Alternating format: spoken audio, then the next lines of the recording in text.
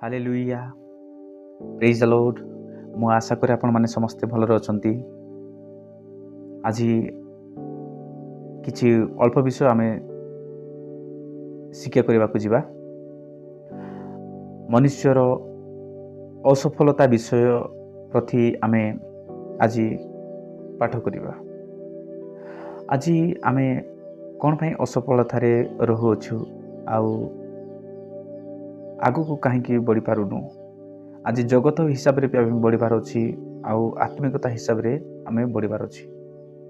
तो असफलता कि प्रकार हेउछि आज मु कहबा को चाहे मो प्रिय माने, आज सदा प्रभु आम समस्त को प्रेम करती।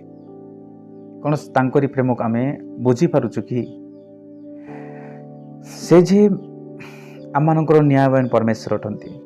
सही न्यायवान परमेश्वर को आमे तांकरी हृदय को आमे कष्ट देउछु कि ना देउनु। ए विषय को आमे बहुत किछि जानबा आवश्यक अटे।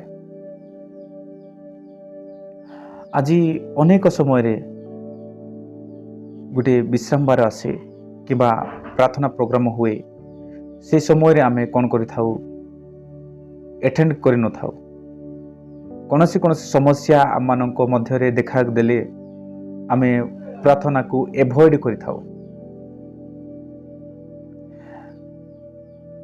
प्रार्थना न कले आम कौन असुविधा हुए ताहा भी आमे जानिनु। आज न प्रार्थना गले आउ काली को मु जाई पारबी, आसंता संडे को जीवी किबा आसंता दिन मानकर मु प्रार्थना जीवी, यह आमे मन करू। किछि भी आम पाखरे गिल्टी फीलिंग्स वाला जिनस आसीबो नाही।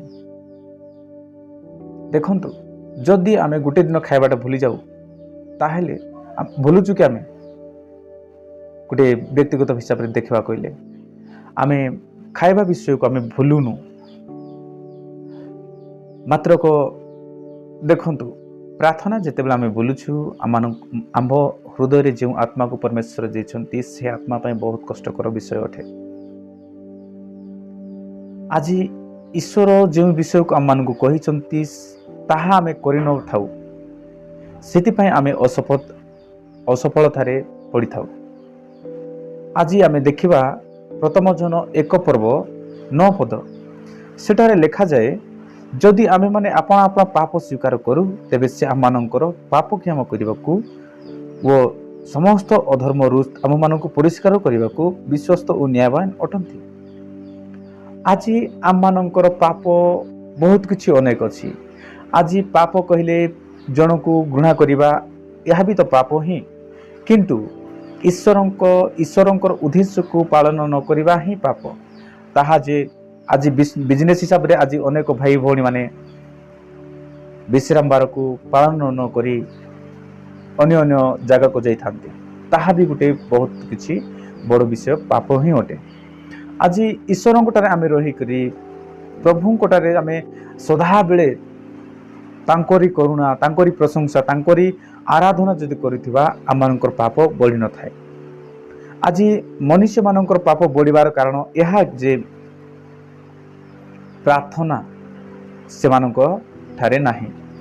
सेही प्रार्थना नथिबा जगु से मानक ठारे अनेक पाप बढ़िबारे लागिछि।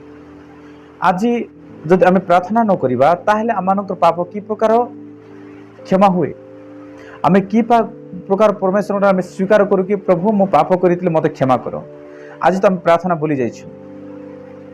सेति पई आजिठु जदि आम पई पालक माने आसुचंती सेही मानकर कथा को मानिबा पड़िबो, तांको सहित साथ देबा को पड़िबो, आउ तांकरी सहित आमे को चालबा को पड़िबो। एठारे कहा जाए, जदि आमे माने आपन आपन पाप स्वीकार करू, आम निज भूल को आमे स्वीकार जदि करि पारुछु तेबे से आम मानकर पाप को क्षमा करबा को वो समस्त अधर्म आम मान परिष्कार करबा को विश्वस्त और न्यायवान अटंती। से जे परमेश्वर न्यायवान परमेश्वर से आम मानकर समस्त विषय को से साधित करबा परमेश्वर।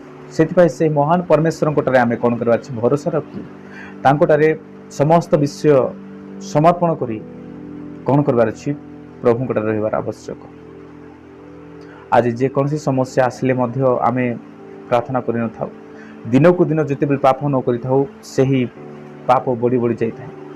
ଆମମାନଙ୍କର ନଖ ଯେତେବେଳେ ବଢ଼ିଥାଏ, ସେତିକି ଅଧିକ ଆମକୁ କ'ଣ ହୁଏ? ରୋଗ ହୁଏ। ରୋଗଗ୍ରସ୍ତରେ ଆକ୍ରାନ୍ତ ହୋଇଥାଉ। କିନ୍ତୁ ଆମେ ଯଦି ସେହି ନଖକୁ କାଟିଦେଉ, ତାହେଲେ ଆମେ ରୋଗରୁ ମୁକ୍ତ ହୋଇଯାଉଛୁ।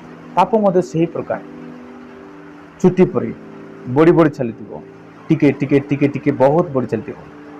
ସେଥିପାଇଁ ଆମକୁ ରେଗୁଲାର ପରିଷ୍କୃତ ହେବା ନିମନ୍ତେ ହେଲେ ପ୍ରାର୍ଥନା ହିଁ ଆମମାନଙ୍କର ହୃଦୟରେ ଆବଶ୍ୟକ ଅଟେ। ଆଜି ଜଗତର ବିଷୟକୁ ଲାଭ ନ କରି ପ୍ରଭୁଙ୍କଠାରେ ଆମେ ସମୟ ଦେଇକି ପ୍ରାର୍ଥନା ନିରନ୍ତର ପ୍ରାର୍ଥନା କରିବା, ତାହେଲେ ସଦାପ୍ରଭୁ ଆମମାନଙ୍କୁ ସଫଳତା ଭାବରେ ସେ କ'ଣ କରନ୍ତି? ପରିଷ୍କୃତ କରନ୍ତି।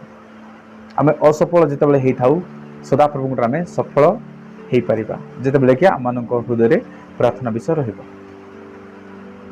ଏହି ପଠିତ ବାକ୍ୟ ଦ୍ୱାରା ସଦାପ୍ରଭୁ ଆମ ସମସ୍ତଙ୍କୁ ଆଶୀର୍ବାଦ କରନ୍ତୁ। ଆମେନ୍।